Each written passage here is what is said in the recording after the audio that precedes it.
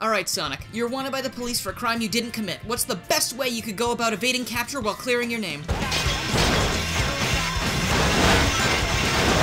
Actually, it might make sense to try a different approach.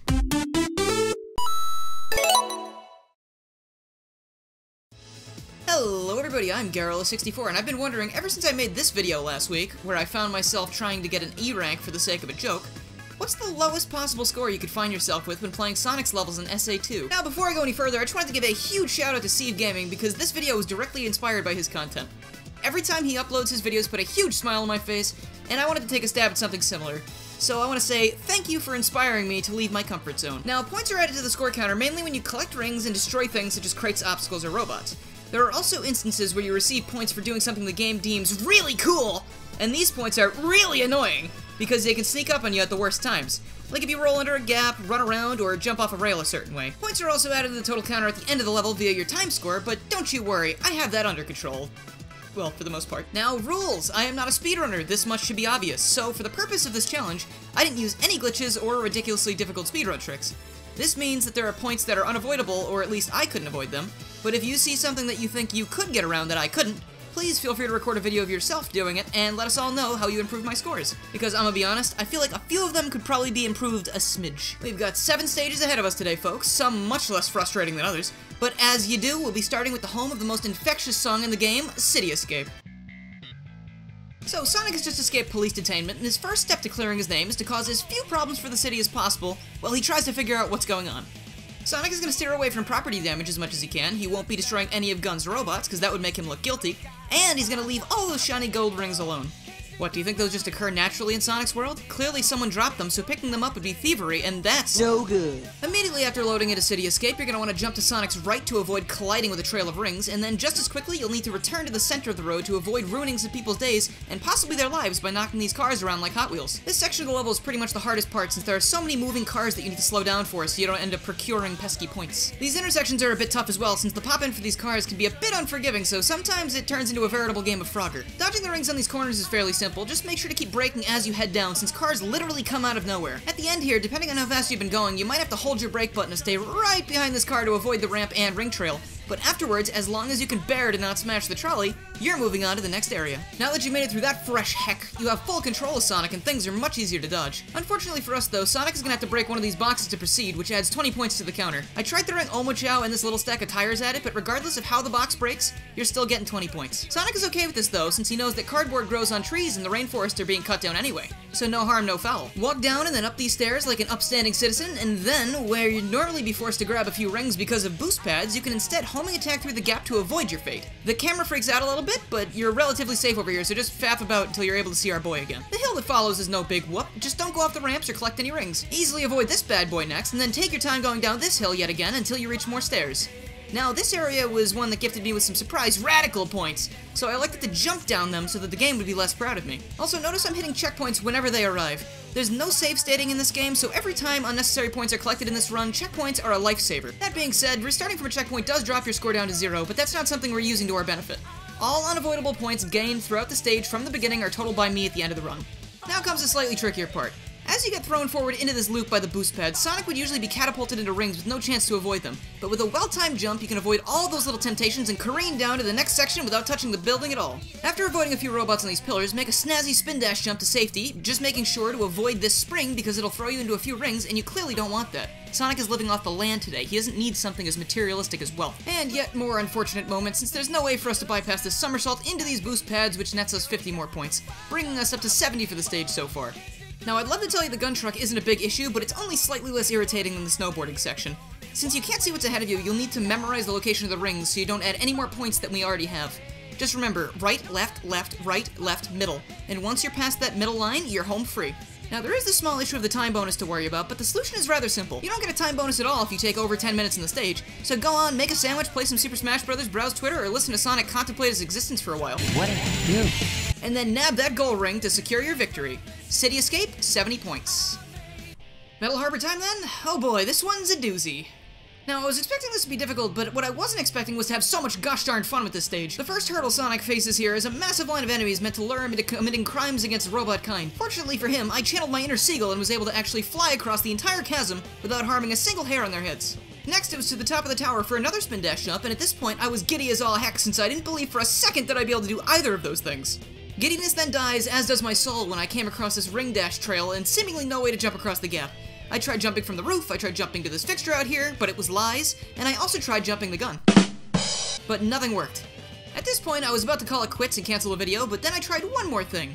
One last attempt, and... again, I was thrown into the biggest feeling of catharsis I've ever felt. With those hurdles surpassed, nothing could stop me from proceeding down the road to triumph. No rings in the way, no baddies you can't easily pass. Yep, it's smooth sailing from here on. This kills the garrulous. I got a bit too overzealous since I was riding the high from those jumps, but I did go back to mend the situation. If you do some spin dash jumps from these boxes and enter through the back of these cages, you can continue down the path to point-free perfection. Then, of course, something else has to come around and ruin our day. The rocket. Touching this handle nets you some cool points, and it seemed impossible to avoid them, or at least that's what I thought was the case.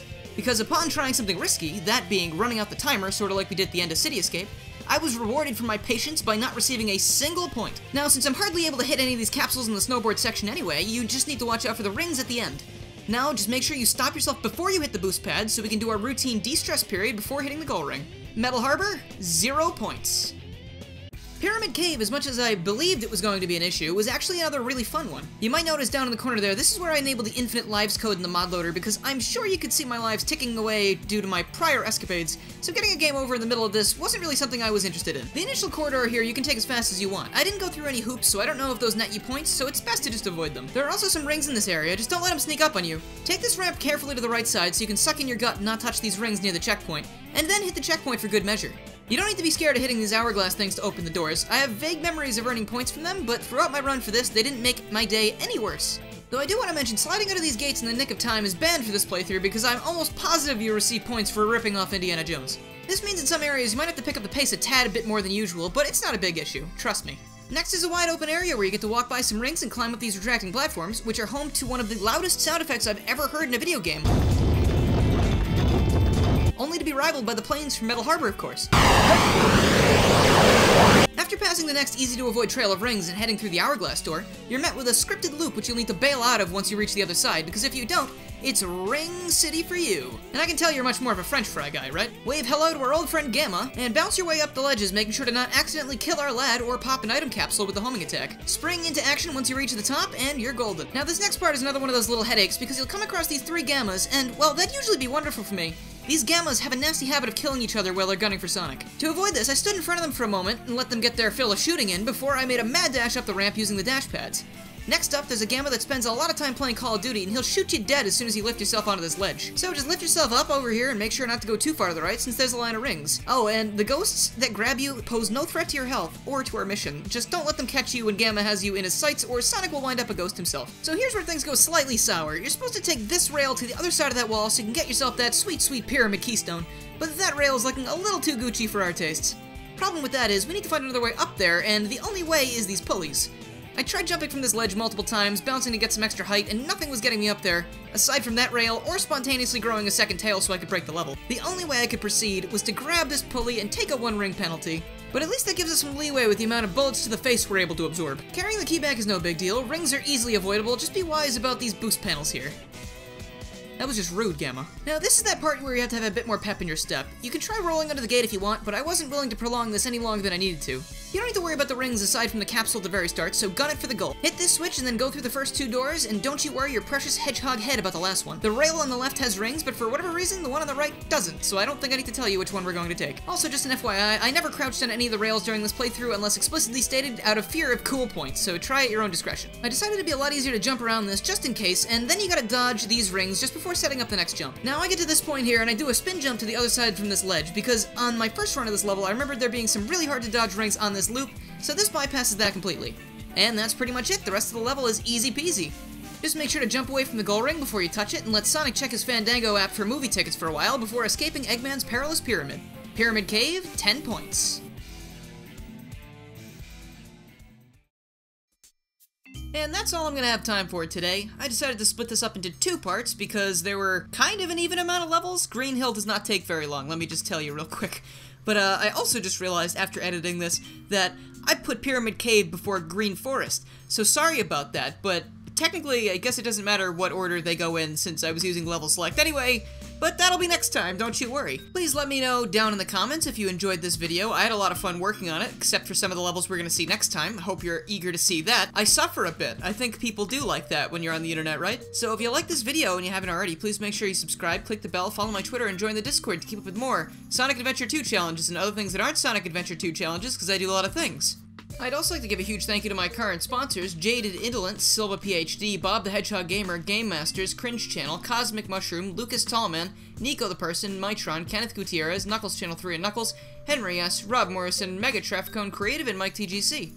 Thank you guys so much for sponsoring, it really means a lot. If you have any interest in becoming a sponsor yourself, please make sure to check out the link in the description for more information and all the benefits, such as being shouted out at the end of every single video and stream.